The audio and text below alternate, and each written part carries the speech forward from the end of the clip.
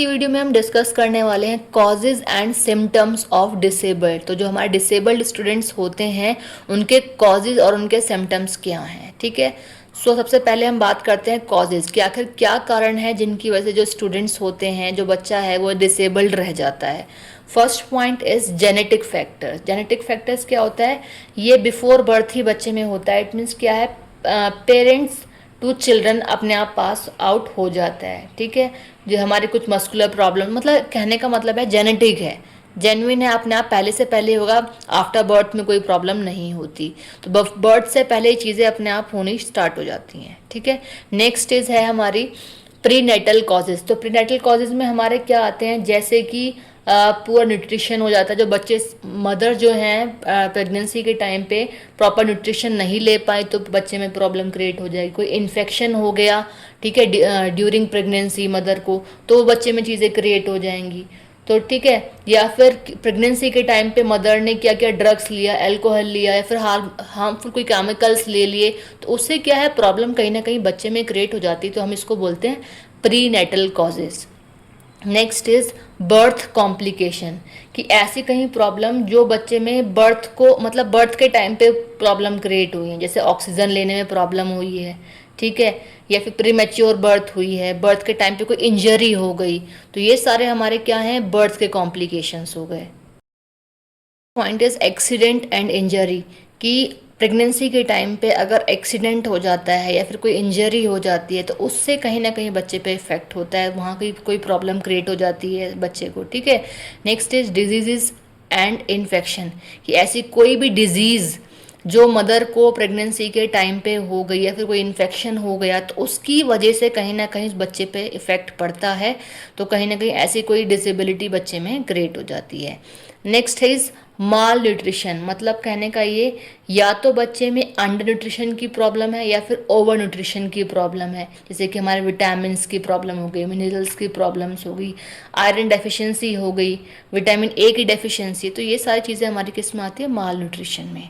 Next is lack of proper medical care, कि pregnancy के time पे मदर को प्रॉपर मेडिकल, मतलब या फिर डिलीवरी की अगर हम बात करें तो डिलीवरी के टाइम पे या प्रेगनेंसी के टाइम पे प्रॉपर मेडिकल केयर मदर को अवेलेबल नहीं हो पाई, तो उसकी वजह से कहीं ना कहीं बच्चे में जो नेगेटिव सिम्टम क्रिएट हो जाएंगे वो हमारा एक डिसेबिलिटी को क्रिएट करेगा बच्चे में। तो ये हमारे हो गए कॉजेज़। देन सिम्टम्स की अगर हम बात करें तो सिम्टम्स क्या हैं डिसेबल्ड स्टूडेंट्स के, फिर डिसेबल्ड चाइल्ड के। First point is difficulty in movement, कि डिफ़िकल्टी होती है बच्चे को यहाँ से वहाँ मूव करने में, ठीक है। कह सकते हैं कि बच्चे के लेग्स में कोई प्रॉब्लम है, दोनों लेग्स ही नहीं हैं, या हैं तो फिर ढंग से वो मूव नहीं कर पाते, चल नहीं पाता, उससे अपने पूरे बॉडी का वेट नहीं उससे संभाल पाता, ठीक है।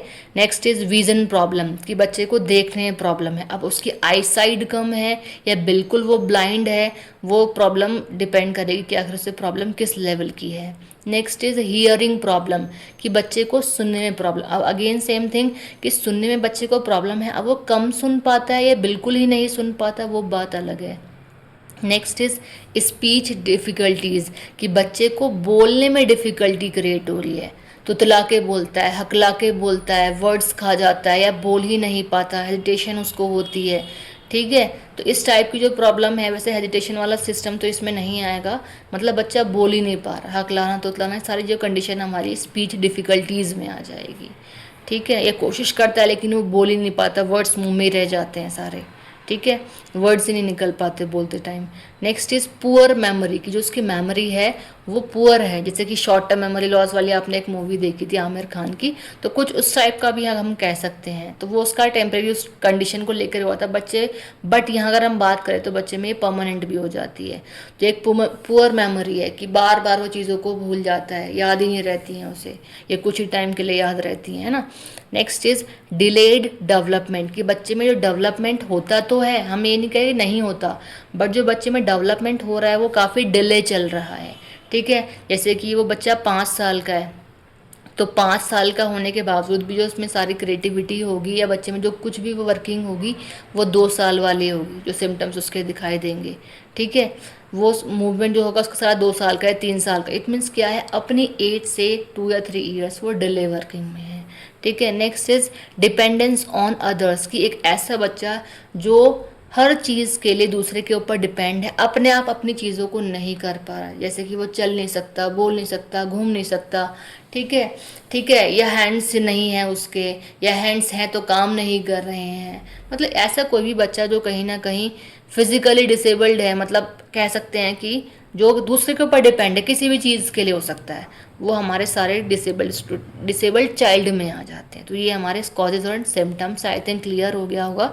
और अगर आपको समझ में आता है तो प्लीज़ अपने फ्रेंड्स के साथ भी शेयर करें जो अभी बीएड या फिर बीटीसी कर रहे हैं, अभी हाल फिलहाल में उनके एग्ज़ाम आने वाले हैं, तो उनके लिए वीडियो हेल्पफुल होगी।